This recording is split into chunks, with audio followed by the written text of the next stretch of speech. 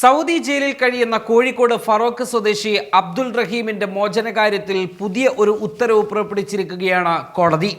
പുതിയൊരു നിർണായകമായ വിധി പൊതു അവകാശ നിയമപ്രകാരം 20 വർഷത്തെ തടവിനാണ് അദ്ദേഹത്തെ കോടതി ഇപ്പോൾ ശിക്ഷിച്ചിരിക്കുന്നത്.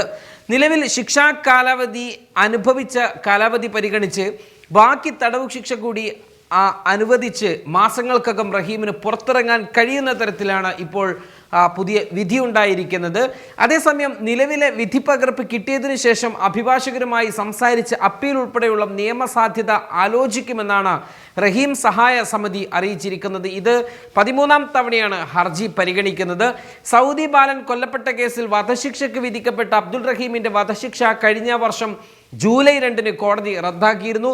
ഇത് 13ാം തവണയാണ് ഹർജി പരിഗണിച്ചത്. 34 കോടി രൂപ ദയാധനം സ്വീകരിച്ച് സൗദി കുടുംബം മാപ്പ് നൽകിയതോടെയാണ് കഴിഞ്ഞ ജൂലൈ 2 റഹീമിന്റെ വധശിക്ഷ റദ്ദാക്കുന്നത്. സൗദി ബാലൻ അനസ് കൊല്ലപ്പെട്ട കേസിൽ 19 വർഷമായി ജയിലിൽ കഴിയുകയാണ് അബ്ദുൾ റഹീം.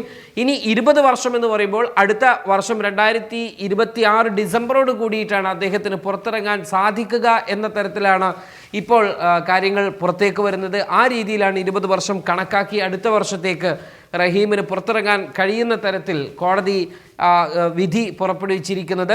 ഈ വിഷയവുമായി ബന്ധപ്പെട്ട് വിധി പകർപ്പ് ലഭിച്ചതിന് ശേഷം മാത്രമേ ഇതിൻ്റെ ബന്ധപ്പെട്ട റഹീം നിയമസഹായ സമിതിയുടെ സമിതിയുടെ ഭാരവാഹികളും ബന്ധപ്പെട്ടവരുമൊക്കെ ഈ വിഷയത്തിൽ ഇനി ഏത് തരത്തിൽ നീങ്ങണം എന്ന കാര്യങ്ങൾ തീരുമാനിക്കുകയുള്ളൂ. വരും മണിക്കൂറുകളിൽ അതിൻ്റെ കൂടുതൽ അപ്ഡേഷനുകൾ നമുക്ക് ലഭ്യമാകും എന്നാണ് മനസ്സിലാകുന്നത്.